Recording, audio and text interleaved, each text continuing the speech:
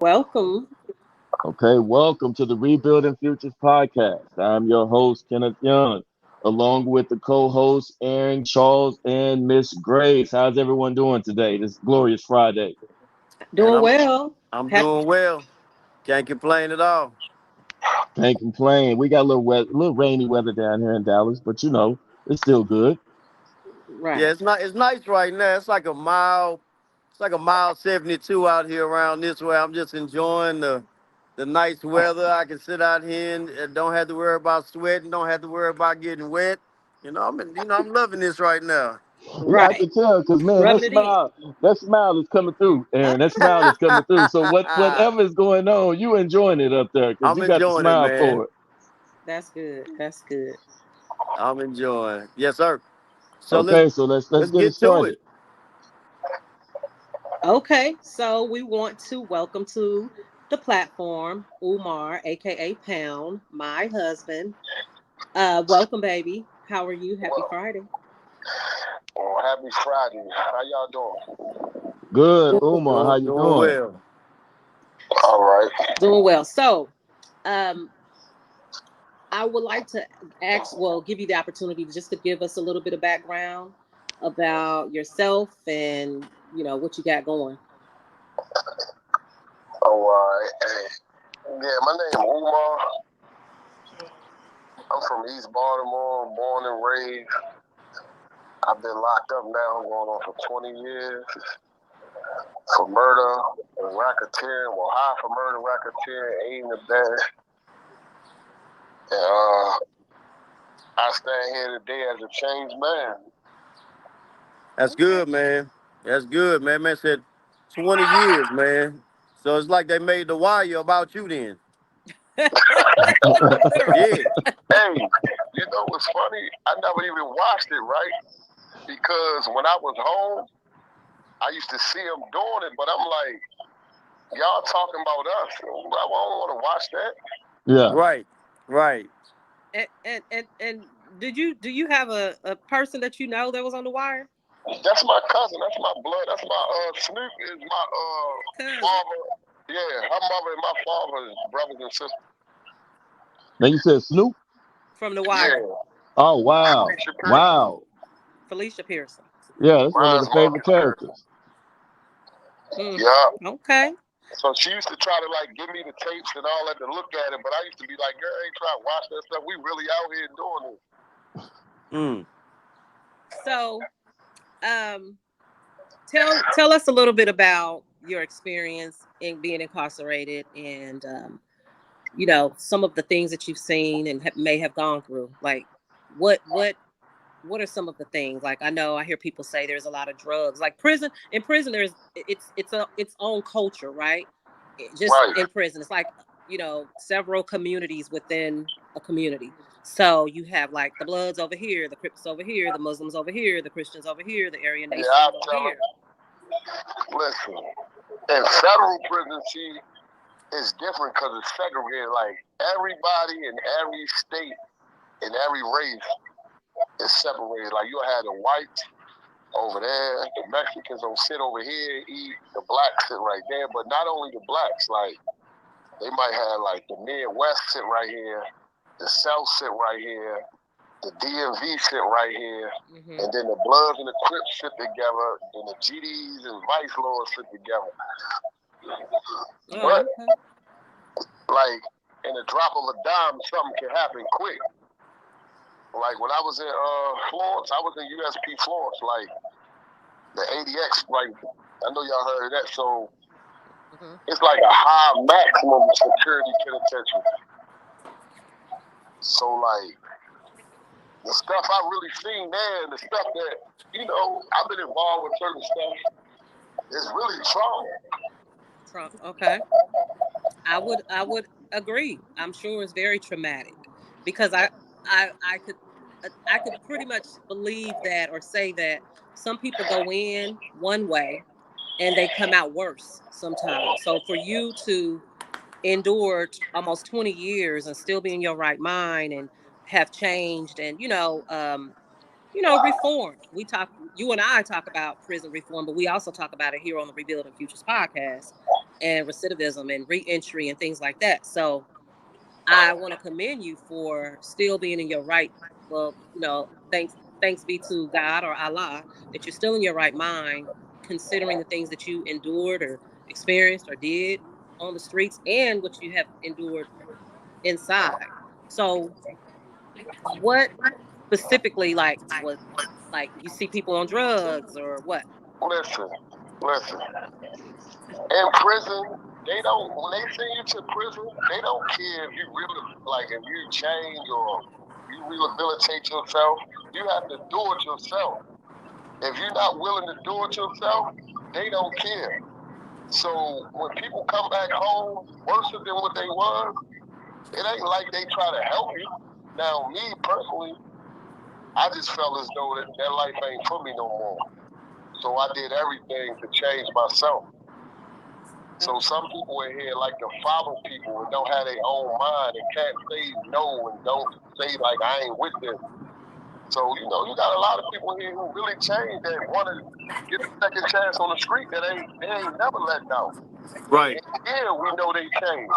Like as inmates know, like this ain't the same person he probably was back then. But the governor or whoever trying to hold them back, they don't see it. But they'll let a person back out that's about to go back out there, rape somebody or whatever. You get what I'm saying? Yeah. So I did 11 years in the state penitentiary down here in Texas, and man, the thing that made me want to have a desire for change was seeing somebody who had just done 10 years, and this grown man act like a child.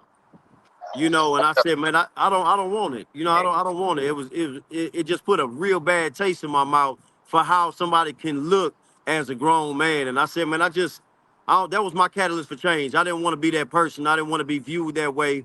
And I knew I needed something different in my life, man. Yeah.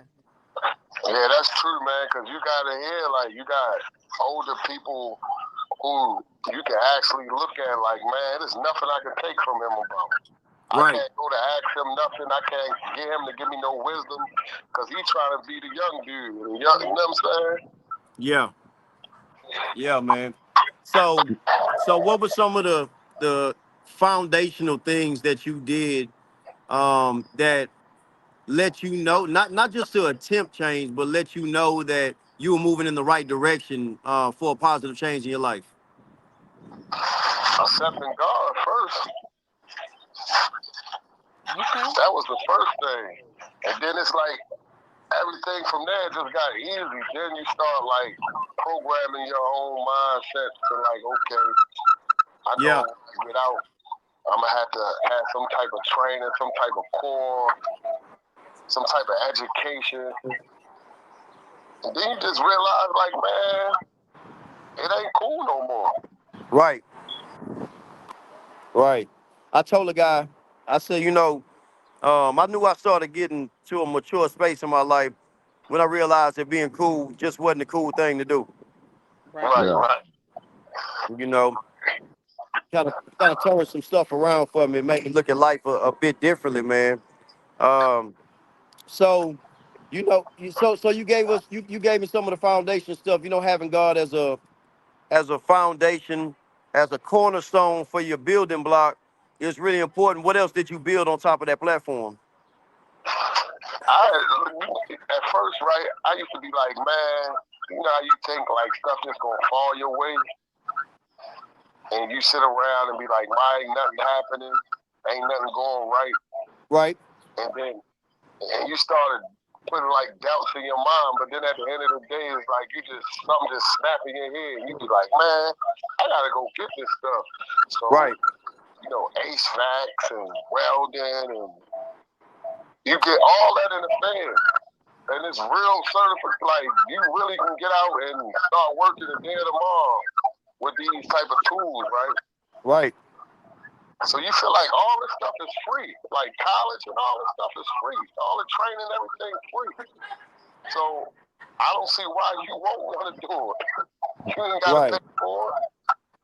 And then Right. as you start hanging with more people that's on that become the circle of everybody on that type of change. So it Absolutely. makes it easy to adapt to like the people that's into that situation. Absolutely. Man, I just want to give you some encouragement. You know, it's hard for people who never been in that type of situation to really grasp a hold of, but man, there's definitely a circle, right? I got a circle of people that I surrounded myself with, and we all came home and did well, minus one, right? Minus one. He went back, and he was smart enough to stay out. But all that to say, man, the circle that you choose in there, the family that you build, some of those relationships are just trivial. You know, they're gonna come and go, and some of those bonds are made for life, man. Right. So, yeah, it's really good. You spend a significant amount of time with these people. So, having God in your life, building good relationships, making sure that you got those trades that you got in your toolkit, that invisible toolkit right now, but it's gonna be real and it's gonna be relevant when you touch the other side of the fence. Man, just keep stacking it. And I know you're coming home pretty quick. Right? You coming home pretty quick. Everybody gonna want to give you your Right. address. They're gonna give you some phone numbers. They Right. gonna have some tasks and some things for you to do. Uh, you gonna promise some people you gonna write them and you gonna open up the phone line and man Right. that pen never gonna touch the pad and the JPay or whatever y'all got. You never gonna send them an email, but you know what? That still does not take away from the strength of the relationships that you built while you were there and everything that they're putting you and everything you put in them, man. So when you come home, don't feel bad about the separation because you're gonna have to make room for other things in your life, man. Right. Right. That's some real shit right there. Yeah. Now, It, I have a question for Oh, you. yeah, Ken. So once you get those certifications and you get the tools that you need to succeed on the outside, what's one thing or some things that you would like for people to know that may have a misconception of someone that's say been it. in your position that's getting out Mm-hmm. that can help them understand that you are a changed individual, help them understand that you do have tools now and you are ready to let's say, as they say, fit into society. Mm-hmm. Yeah, you know what though? It's like when you come home, you really just gotta like show these people that that's what you on because the ones that doubt you, thinking that when you come home you're just the same person from when you came in. You got to show them like this the change you changed in yourself because there's a lot of people that's coming home that's like starting stuff to try to save the youth or try to talk to people that's what I'm saying in the streets that you can give them a good view of how what's going on in here. A lot of people really that come home or you got like a lot of people that's on the street really just be like F it. Like, I ain't about to talk to these youngins. I ain't about to. But then you got dudes that come home from jail that be like, look, they can relate to me because I've been in here. So I'm going to tell you the raw and I'm going to give it to you uncut because once you get in here, all that homeboy stuff, all your friends, all that go out the window. Yeah. So you get what I'm saying? So it's like, it be days in here that you know your homeboy sending pictures, taking pictures. You ain't getting no pictures from them. You feel what I'm saying? So me personally, I want to come home and be able to snatch the youth up and just get them a raw, uncut message that this is not what you think it is. The Right. game is over. Right. And at the end of the day, we jumped in something called the game, and I don't think our life was a game because they ain't come with no rules. So at the end of the day, it's like everybody playing the game. What's your You, life? I think it's really important to help to recondition people to understand that you are a safe person. Ken brings that word up a lot when he talks about his company and his vision for assistance with people like ourselves, safe. A lot of people won't look at you as a safe individual when you come home. And so I know you said you got to show them, but have you thought about, and if so, what's your plan to help foster the mindset of safety in the people that you're surrounded by? I'm really just trying to get myself into all types of stuff that's dealing with the public because I feel as though I got to give back because I done took so much from the street. Now I feel like when I come home, I got to do a lot of stuff to give back. I'm saying even like, helping the homeless, helping different types of there's one of them that we already need to like donate to, like shelters for women that been abused and all that type of stuff. And not only that, just the fact that I can just get out there and, you know, get around certain people and let certain people see that everybody in jail is not a monster. Right. We all have change in us, but you gotta be willing to change. Right. Right. You So can all great feedback. All great feedback. That's definitely something that can help you. And guys, I don't mean to hog the time No, talking back and forth with the gentleman. So I think that if I could go back to day one, knowing what I know right now, um, the number one thing that I would share with myself coming out of the gate, if I could shake my own hand, is make sure that you take care of you first. The right. the biggest point of outreach that you can have, the biggest impact that you're gonna have, is with you first, right? And for me, that's so important because I came out with that mindset like you have, which is a great mindset to have. Make no mistake about it. But to give and give and give and give, and giving to myself, collecting, is important. I had a man tell me that right now. He said, Aaron, I'm in the accumulation phase of my life, mm-hmm. so that later on I can be a gracious giver. I like that. Can I piggyback off of Right. that? Of course. So I would agree with you, Aaron, that he or anyone coming out after doing such time should focus inwardly first. Charity starts at home, Right. first of all. He's a Muslim. I identify as a Christian. You are. We talk about God on the podcast. The Bible says that God will give us back the years Mm-hmm. that the locust worm and so y'all know what I'm talking about, right? Got the moth Mm-hmm. and the canker worm That is stolen. Yeah, that has stolen. So me being his woman, I try to pour into him as much as possible, and he poured into me as well. But I believe wholeheartedly that scripture, first of all, and I agree with what you said, because you can't pour from an empty cup. He has to regain a lot, that was lost.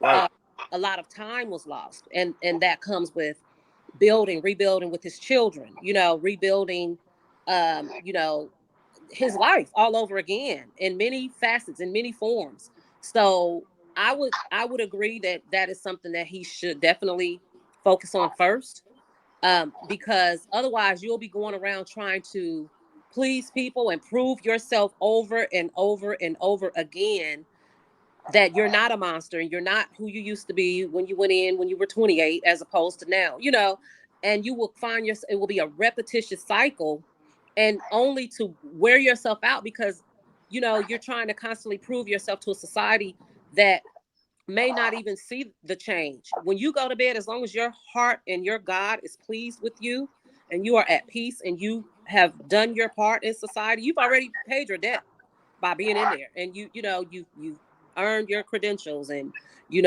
about to do the trucking thing when you get out and things like that. So I totally agree to start with self first, and then you can work it outwardly at that point. I Right. Absolutely. Yeah, I have a question, Umar, and my question to you is, I got to drop off, guys. okay, okay, Okay. okay, All right. thank, thank you. My question to you is, because you made quick money and so much of it, right? And you Right. had access to the cars and everything, right? We know, Right. like, what or how do what do you feel about that, coming, re-entering back into society, and having Let, to start let me tell you over? something. Let Hmm. me tell you something. To be free, I don't care nothing about that stuff. That's all that stuff is a illusion. Like, Hmm. we sit around and buy all these cars and restaurants and jewelry to impress other people. Hmm. Because little stuff can make me happy. I've been in the cell the size of a bathroom for 20 years. Yeah. This day to here, I'm happy probably more than some people on the street. Yeah. So it can't be about the materialistic stuff no more because Mm-hmm. at a point in my life I did that. Okay. So I don't have to prove that point to nobody no more. Oh, See, as when we was young and we was doing that, it was because man, I want to shit on these dudes, or I want these women right here to like me. yeah. I'm gonna make sure they see me. Right. But now I just feel as though my voice will be louder if you see me on some positive stuff than seeing Yeah. me with all the materialistic stuff. Mm-hmm. Because a lot of people who do that is hiding behind something. Okay. You get what I'm saying? Yes. Oh, I totally understand. It's vanity. Even when we Yeah. was buying them cars and getting money, we was hiding behind we scared to be rejected. Like, we scared for a person to tell us no. That's why they say when you in the game Mm-hmm. and your name start being known, people, it's like, you feel like, man, it's over with. Mm-hmm. Ain't nobody even screaming my name no more. It's like a basketball game. When they get to close to retiring, you don't hear about them no more.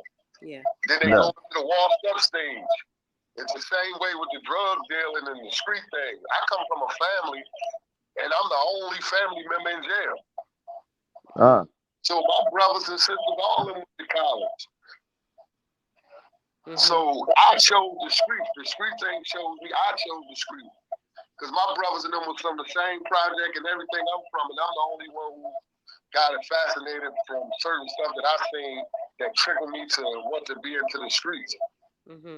So I know me coming home is more easier for me because I know I'm gonna have people around me that love me and that's gonna always give me sincere advice. Like, Mm-hmm. I don't like yes men. Tell me when I'm doing something wrong so I can know how to fix it. Yeah. But see, that don't happen when you selling drugs and get money. Everybody gonna say you right when you wrong. Yeah. Mm-hmm.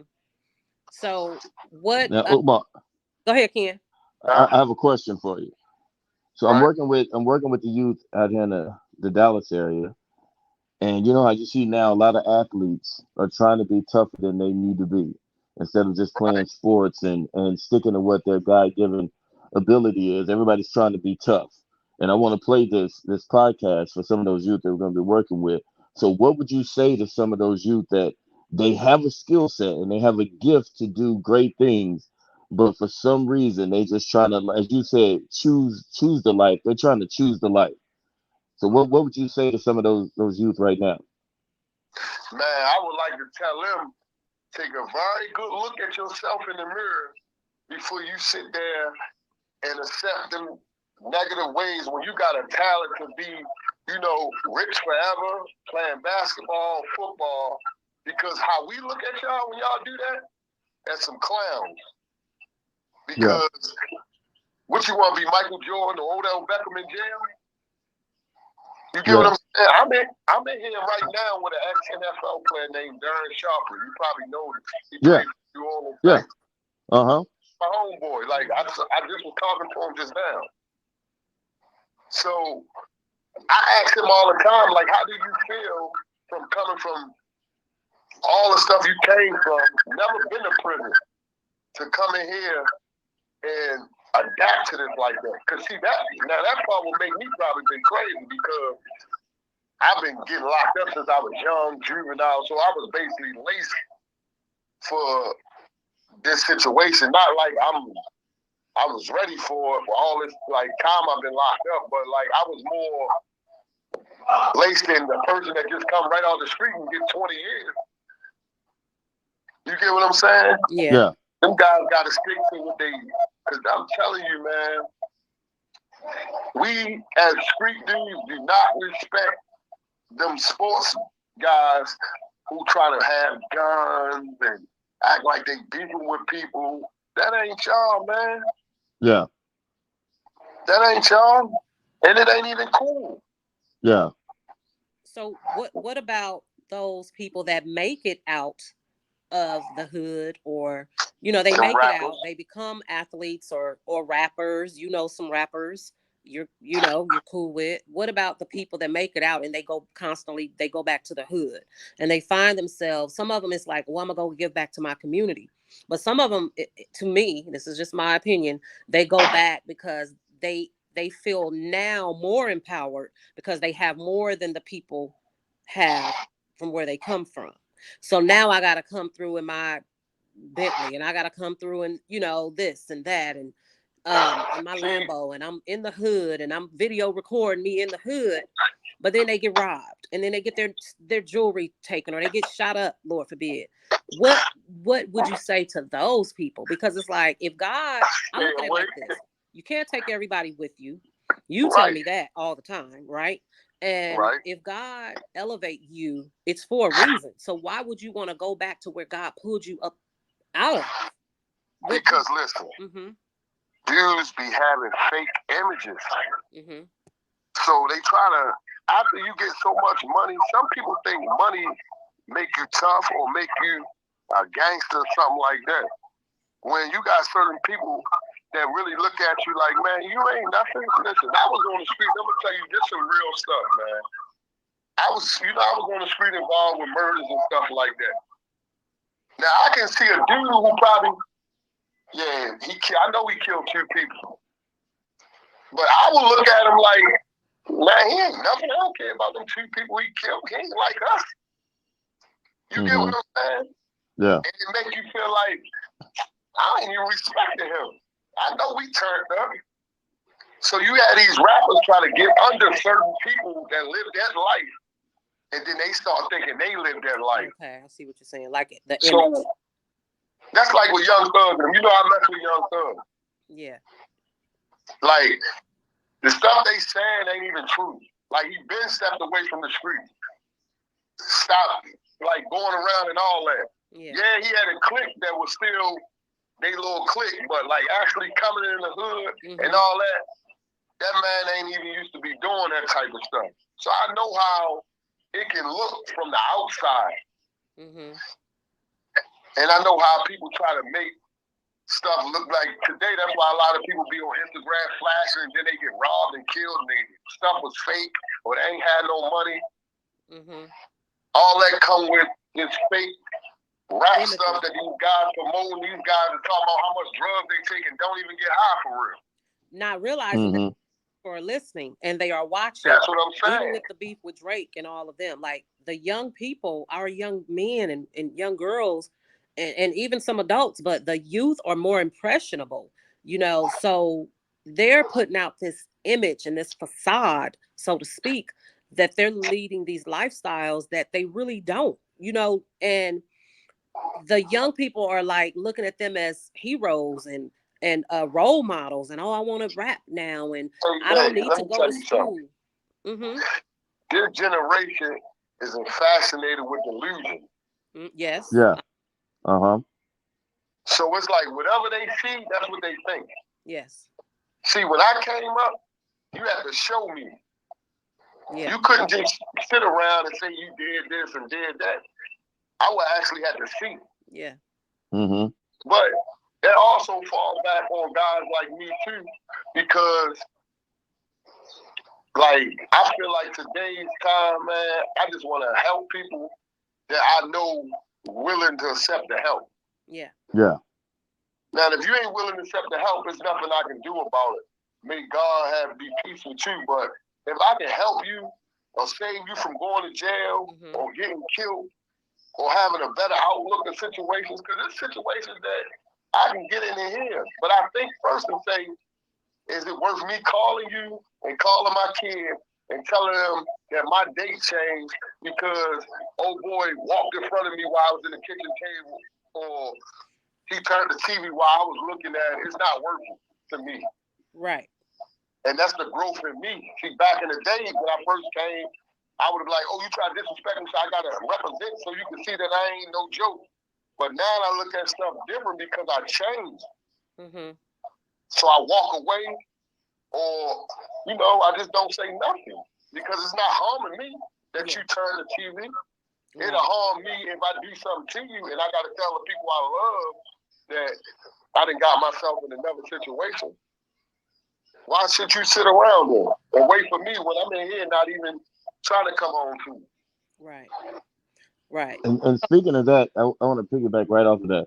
When Uh-huh. you're talking about the youth, and I was thinking about me myself when I was growing up, I, a lot of friends that was doing a lot of different stuff, and you always have that Umar, that angel on the right side shoulder and the devil on the left shoulder, right? Right. So being in, what tools have you learned that you can tell a youth right now that are always, about to be in a position where they have to choose between that angel on the right or the devil on the left to pick the right shoulder to, is there any tool that you know of that you've gained that you can say, look, when this happens and you're about to be in this position and you're about to do this, this is what you should do? Okay. Now, certain situations, right, you got a devil and you got an angel on one side, a devil on the other side. Mm-hmm. You hear the devil more than you hear the angel. Right. Mm-hmm. But at the same time, you got to realize this is the devil. You got to witness and you got to know that this is the devil. You Yeah. got to know that the games he play and manipulate certain situations for you to be in situations. The tactics. Right. Right. So at the same time, you got to sit in yourself and you got to say, man, is this really worth it? Like, I feel like some people just don't listen to their inner self and they listen to people that's around them. Mm-hmm. Mm-hmm. Like one time I told this guy, right, he was like, man, I'm ready to go out here and fight this dude. I said, for what? It was something about a basketball game. I said, listen, man, that's the only thing about to happen. You about to go home in 2 months. I said, you're going to go on lockup. They're going to take 41 good days from you because you going to get caught because somebody going to tell that you was fighting in here. Everything I said happened. When he came off of lockup, he came and looked for me. He said, man, everything you said happened, man. I said, I know I've seen it before. 20 years of the stuff I've seen it. Yeah. You got to sometimes listen to yourself because sometimes people in jail, they can play like they hard and all that. They don't really be wanting to do that stuff, man. But it be peer pressure. Yeah. So instead of you just like being a man and saying, you know what, that ain't that serious. I ain't even about to indulge in that type of stuff. Yeah. Or you also gotta make sure you don't be around that type of stuff. See, the people I be around, I ain't gotta worry about that. Yeah. You get what I'm saying? Because I circle myself around positive brothers. Yeah. That you can't even speak about because if you say something wrong that's out of pocket, I know it's a lie because I know his character. Mm-hmm. You feel what I'm saying? You know your friend. Yes. Yeah. That makes sense. So it seems like you're saying one of the best things that the you can do if you're an athlete or whatever it is first surround yourself with people who aren't going to put you in positions to always have to make that choice between the right or the left shoulder. That's a fact. Yeah. And make sure that you can also come talk to somebody after that situation that can give you a positive outlook or a way out. Right. That I Definitely totally a big agree. part. Like, don't run to somebody you know to be like, come on, I'm with it. Run to somebody that you'll be like, hey, listen, bro, stuff not that serious. I'm going to go talk to the guy or whoever it is and see if I can end it. Even you ain't even got to come with me. But, at the end, and once I get it straight, I want y'all to be a man, shake hands, and say, well, none of this wasn't even worth it. If y'all never speak to Dale tomorrow, alhamdulillah, nobody lost their life, no blood was spared. Everybody can make it to their family, inshallah. Right. That's good stuff. So let me ask you this.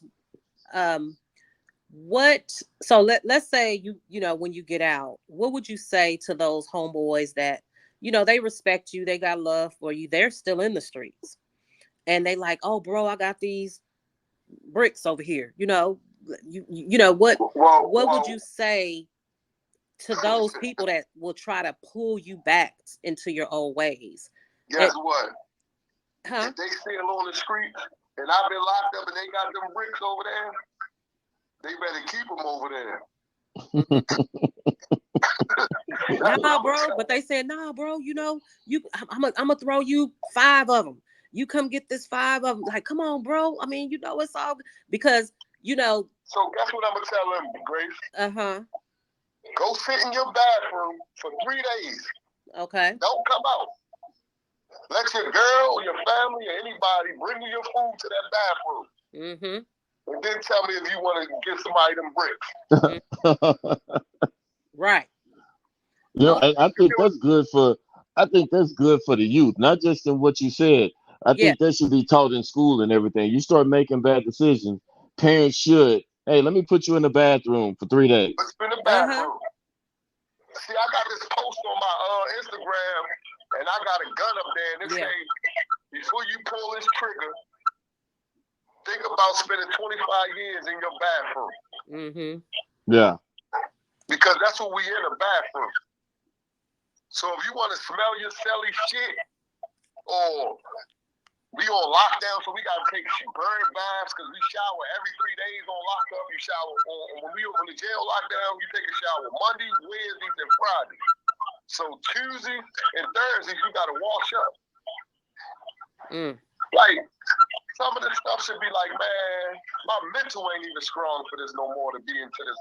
So if I come home and you say you my homeboy and you try to offer me some drugs, how can you be my homeboy? Lord, I just spent half of my life in prison. Right. My Yeah. kids grew up without me. My kids grew up with other people looking as a father figure. That alone hurt me because I wasn't there to take care of my responsibilities as a man, and another man had to raise my kids.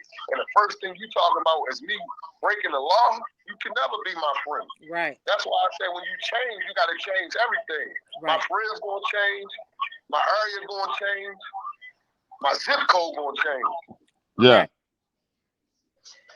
And I think we can almost say that. Excuse me, Grace. I don't know if you're about to say something. I think we can almost say that right now to the youth about the friends that they have. If that's a reality, so if the drugs at the end of the road is a reality of that bathroom, like you say, and your friends try to pull you in, the good part about me and my friends is whenever they were about to do something, they always kick me out the car. Can you know, you're the Mm. brainiac, you blah blah blah. We're gonna put you out the car. Your real friends will always put you out the car. If I'm hearing what you're saying, not just when you get out, but even before that, they won't pull you into the situation to get you in trouble, especially if you're an athlete, you're somebody that's trying to do something different, or you're just a regular kid. Mm-hmm. Anybody that loves you is not going to pull you in to their mess if the outcome is that bathroom. Right. And Right. go ahead, babe. No, I was ready to say that you got some positive friends, man. Cause I got some friends that still out there, and most of the guys I grew up with, besides a couple of them, they didn't want legit, right? Uh-huh. On the phone and we talk about how we used to, get into stuff like, man, damn, and we talk about how different it is now and how, everybody's like on some family, man, working, taking care of their household. Real The estate. guys that I talk to, so it's like the ones that still out there doing that type of stuff. Okay, if I got 5 homeboys and 3 of them is doing good, the other 2 out there, hey man, I'm going with the 3 so we can make Yeah. it fun. Mm-hmm. And Yeah. evidently, I can go ahead and pull them into it. But I can't circle myself around that type of energy because I don't want you to think you ever can manipulate me to do something that I don't want to do. Yeah. Because sometimes coming home from prison, temptations will get into your head. But all that is the devil's playground. So it's the devil into your head telling you, man, you can sell these 3 bricks, get this money, and it's cool. Then you sell 6, then you sell 12. Next thing you know, you back in the game, toting the gun. And then the whole time you done served undercover, now you back in prison for 20, 30. You know what I say when I see people come back to prison every day? What's that? Man, what you come back for? Oh, I got a dirty arm. I said, so you left your family because you couldn't control your desires of getting high? And they dropped 30. So Yeah. to me, that let me know from here on out, I'm not talking to you. Because No change. personally, it's nothing we can talk about. You got your chance again at life, and you went out there and you made people that's in here look bad because you saying you changed, and that's why they don't change certain laws because y'all come back for goofy stuff. Yeah. Now I see him, I'm trying to protect my family, and I have to do what I got to do. And I can't say nothing about that. Right. But just to go back out there and try to pick up a gun or pick up some drugs and indulge in type of different criminal activity, I'm not with none of that. And if you say you love me and you cool with me, you will understand. If not, hey, that train gonna leave you because you ain't do the time I just did. And let and me, some of Yeah. the toughest penitentiaries in the United States. yeah, and let me say this, so for the youth that are listening, because you were a blood gang member Right, and right, leader. And right. so, a lot of young people, they join, or a lot of people, period, but we're speaking to the youth today. A lot of them join different gangs because they want to feel that sense of belonging. They, may or may not have family issues. Maybe they're only kid, or maybe they were bullied, and now they want to join to have that sense of security. Can you speak to gangs and, how, to the youth today, real quick? Yeah, man. I'm glad you brought that up because when I got in the game, I thought it was really like family. Like, man, we locked in. I'm talking about we all the way. You tore blood in, blood out. Ain't nothing more important than your blood brother, not even your family, right? Yeah. But then you can be going through hard times and your blood brother won't even give you nothing to even help you get on your feet, right? Uh-huh. Or you can come to prison for being a gang member, get a life sentence, and your gang won't see you $1, won't take your kids shopping, won't drop your baby mother no money off for your son. You get what I'm saying? Yeah. Yeah. And you get forget about. Like they don't even think about you no more. You the next gang member gonna step up. And all they gonna be saying is free him till he free backwards, all that old stuff they say on the internet, right? And on t-shirts and stuff. But when you call somebody and say, hey, listen, man, I'm going through some tough times, can you, man, I ain't got it. Or, man, I just came from Miami. It's going to be some excuses. So I'm telling these young dudes, like, listen, being in the gang, it ain't what you think it is. Being a stand-up guy and being your own person, that's what it is. Because gang members will respect you. And I'm saying this from an ex-gang member. If a dude around my way, I know. I used to be like, bro, you might as well be blood, bro. Your whole neighborhood blood. He used to be like, man, I ain't being no blood. I'm just being me. And he used to hang around us. But we respected him so much that he ain't become a blood that we couldn't say nothing about him. So it don't make you, you know what I'm saying, less of a man or not cool because you don't want to join the gang. Gang members, real gang members, are respected because they feel like, okay, he's standing on what he's standing on. Right. Even if it's good or bad, you standing on what you believe in. Yeah. So enjoying it. Go ahead, baby. Go ahead. Go ahead. No, you said you standing on what you standing on, and yeah, I'm saying joining the gang, it ain't always what you say to be, because you can join the gang and ain't never did nothing and catch 25 years. Yeah. Being associated. The RICO for it. Yes. Yeah. The RICO is the whole every gang member accountable, even though you ain't did nothing. You just you're a title. Yeah. Under Bloods. Oh, they got some type of tattoo on them. Say, okay, pictures of you just a random gang member. Now I had a homeboy, got in the gang while he was locked up. He didn't even know these Pyrus from Baltimore, but he met him while he was in jail. He was about to come home from state. He did 15 years. He got superseded indicted for RICO with the gang from in jail. For 25 years with the feds. Then about 8 years in the feds, had a heart attack in Beaumont, Texas, USP, and died. That's crazy. You get what I'm saying? Yeah. Yeah. He didn't even know these gang members. Like, he never even met them. He just met a few that was in jail who initiated them in the gang. But he never met nobody that was on this case. You get what I'm saying? Yeah. How hard it is. Just be a man and tell a dude, man, now I don't want to be a gang member. I want to be me. Yeah. I want to be a positive person. Yeah. If he got some type of heart or some type of gangster in him, he can respect, because gangsters respect people that stand on what they standing on. Trust and believe that. So, a lot of these young kids just got to wake up and notice, man, this gang life ain't what it is. It's all illusion. So let me ask you, I know we will be wrapping it up soon, but let me ask you about your mental health, because 20 years is a long time. Right. So how are you mentally, and how have, of course, your faith in Allah and your religion and praying 5 times a day and just thinking positive? Because I always tell you when we talk, what do I always say? I don't see you in prison because your mind is not there. Yeah. And we talk about a variety of things. We laugh, we like when I tell you, you are physically there, but mentally you're not there, and you have not allowed it to overcome you and overtake you. So what has been, other than Allah, what are some of the things that you do other than prayer and Allah? Because some people, it may be going outside on the yard and exercising. Some, it may be reading books. What other things, because we know our faith is important, have you done to help sustain you mentally, your mental health? Well, I mean, going through here, I think every guy who just come home from doing 20 years to see some type of therapist anyway. Let me get that started first and foremost. Well, you have your own personal one. Okay. Right.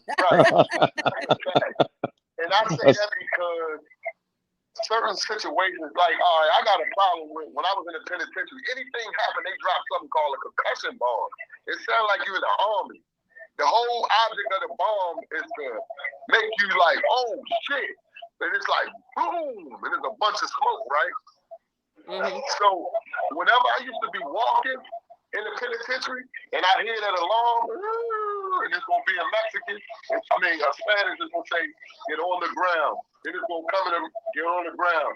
If not, the next shot will be lethal. Mm-hmm. So now when I be hearing loud noises, I jump because I be thinking this bomb is about to drop, right? That's trauma. And I'm in a jail where they don't even have gun towers and stuff because it's a low custody. Yeah. You get what I'm saying? Yeah. So my mental of me dealing with certain situations, I learned how to deal with it because I said to myself, if I let myself become institutionalized, mm-hmm. then I'm going to come home messed up. Mm-hmm. Mm-hmm. Because I'm going to feel as though everything in prison matter more than everything on the street. Yes. So what I did was I try to always stay in tune with people on the street. I didn't get caught up with a bunch of jail politics. Okay. When I talk to certain people, I want to know, hey, did they build a new such and such? Where the school at? I'm trying to stay in tune with life.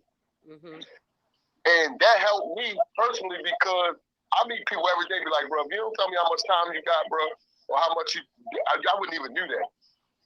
You get what I'm saying? Because you're lying, yeah. And I'll be like, I've been locked up such and such. They be like, bro, they don't see. I said, because at the end of the day, for one, my situation, I can never make it a burden on you about it. Mm-hmm. When I got locked up, I didn't blame nobody. I blamed myself. Mm-hmm. So I start with myself. My mind always been, I've been working for the devil so long, I got to work for God. Yeah. So I didn't get the devil's job. Now I'm about to do God's job. Yeah. You get what I'm saying? Yes. Yeah. Good stuff. Good stuff. The last question, unless Ken have any others, but what would you say to the younger you right now? The younger you, the teenage you. I know you just spoke to the youth, but whatever it is that you may have needed and lacked in those moments as a young man, something that may have kept you from the streets, or what would you say to yourself? Like, this is something that we do in therapy. Listen to them people that's really trying to help you, man. Mm-hmm. And don't be rebellious and don't be trying to, like, man, they always talking that stuff. I don't want to hear that. Really listen to them people because they mean you some good. Yeah. Don't listen to the outside or the crowd. Listen to the people that really love you and care about you, mm-hmm. and they telling you what's good. Because 9 out of 10, that's what's good. Mm-hmm. That's true. You get what I'm saying? And my mother used to always tell me, she said, listen, make your bed hard, you're going to have to sleep in it. Yeah. I never even realized what she said. I'm like, man, make my bed hard. What is you get what I'm saying? This mattress is hard as shit. My feet hang off. What you say, man? You be bumping into the pole? Like I hit the wall. That's why I tell them guys, man, you got to make sure you surround yourself with positive people. Even if it's ex-gang members, even if you got some people who feel like, you know what I'm saying, I ain't never been in the game. I'm a street gangster though, and I can tell you what's right and wrong. Yeah. Us, we gotta come home, and I'm telling you, we can do it because we have a lot of respect in prison, first and foremost. Second of all, when you come home and you telling them young guys, hey man, I did all this, everything you doing, I done did it. Only part you ain't do was this time. Yeah. So I'm ready to tell you how this gonna go. Mm-hmm. And you can snatch them up, and I really think it can work. You get what I'm saying? Yeah, Yeah, it can. It Because definitely they can. will take from somebody who's been doing it. That's like I told this lady there. She was the drug program lady here. I said, listen, you don't think sometimes you need to let the people speak who did drugs? Oh yeah. They can relate to them. You sitting here telling them stuff out of a book what the Yeah. drugs do and how it can make you feel. When this person right here telling you how he felt when he got high. Mm-hmm. Yeah. So who he gonna take from? Right. That's the truth. You or her? I That's would true. take from him before I take from you. Because at the end of the day, I can relate to that person more than I can relate to some Caucasian lady just sitting here reading out of a book, Yeah. telling you how certain stuff make you feel. You don't know what make me feel like nothing because you ain't expressed. Yeah. Right. So that's what comes with the youth. Yeah. Well, Now, Grace, huh? I'm gonna let Umar close it out, but instead of asking him a question, Yes. one of my favorite phrases, Umar, is Jay-Z's rap when he says, "Allow me to reintroduce myself." Yeah. Okay, Go ahead now, Ken. and so I love when I have to reintroduce who I am. I'm gonna Yeah. let you close it out by reintroducing who you are, not who people think you are, not who someone could read your story and think you are, but Right. who. I'm gonna let you close it out by telling the listeners who is Umar today. Oh man! That's First and what's up. foremost, I'm a black positive man who believe in change. Believe in change can help you for the best. Believe in that sometimes as young you can make wrong decisions that can change your life, but it don't make you a terrible person. So I just want people to look at me as, yes, I'm not even saying I don't regret. I regret what I did, first and foremost, because at the end of the day, somebody lost a family member, and I don't want to be a part. Like, I got to answer to that to God, so I'm just apologizing, like, to anybody I ever harmed or did wrong to. But the man I am today, I will be a businessman, a family man, Amen. a working man, a humble man, and a changed man. And prison did it. I don't think I would have did it if I was just still home. So that's why sometimes I tell people I thank God for sending me to prison. Because it opened my eyes up. My grandmother used to be crying. I used to say, don't cry about nothing. God had his way of doing certain stuff. And him sending me to prison was a blessing for me. Because I done been shot 7 times, breathing tubes. So I know this was a favor. And yeah, today when I get out today, I'm gonna be a better man than I ever been in life. That's what's up. That's what's up. Kudos to you. Yes, sir. Perfect. I always tell people we're all fallible. And that's why I try not to judge or prejudge people, because where you start is not necessarily where you're going to finish. And it's not how you start, but it's how you finish. And Yes. I tell people, you got to treat the CEO the same way you treat the janitor, because that same janitor may take that CEO position, one day and have to hire. Yes. And so staying humble and having a heart of gratitude and being a change agent, being the change that we want to see around us, I think is very important. So kudos to you. I always tell him, whether we together or not, I still commend him. Although we're going to be together, we're together, but I'm just saying, like, I Yeah. say it Yeah. from a place and posture, because he be like, what? He don't like when I say that, but I say it genuinely and from a posture of love for humanity, love for people, love for, you know, to the love to seeing people win and succeed and showing their resilience and tenacity. You know, and this is what the Rebuilding Futures podcast is about. Yes. This right here. This is what Yes. it's about. Like, this is it, you know. So thank you for your transparency. I Yes. know we didn't go too deep with it, but you know, hopefully as the youth hear this, they will be inspired. They will think again about, you know, the company that they keep. They will Yes. think twice about the places that they go. I even tell my son from time to time, you know, you can get caught up just riding in the car these days with, you know, the wrong people. And like Right. Ken said, your real friends, and I remember this on Boys in the Hood, they used to always put Cuba Gooding Jr. out the car because Yeah. they knew that that was not for him. And it's okay. But they Yes. all loved him and they all grew up Right. together. Yes. That's exactly what I was saying. Yeah. Yes. And So, thank Umar, thank you for joining us. We really appreciate you giving us your time. We really appreciate you giving us your story. Grace, thank you for loaning us your man for an hour and letting us get the story out. I want to play this for the youth. I think it was great. The advice that you gave them, the tools that you gave them, I think all of them need to hear. And we look forward to when you get out. We look forward to hearing from you in person and talking to you again. Thank all right, you. thank y'all for having me, man. Y'all have a blessed day, man. Stay positive. Put God first. Yes, sir. All right. Thanks. Thank you. All right, Bye. thank you. Bye. Bye. Bye bye.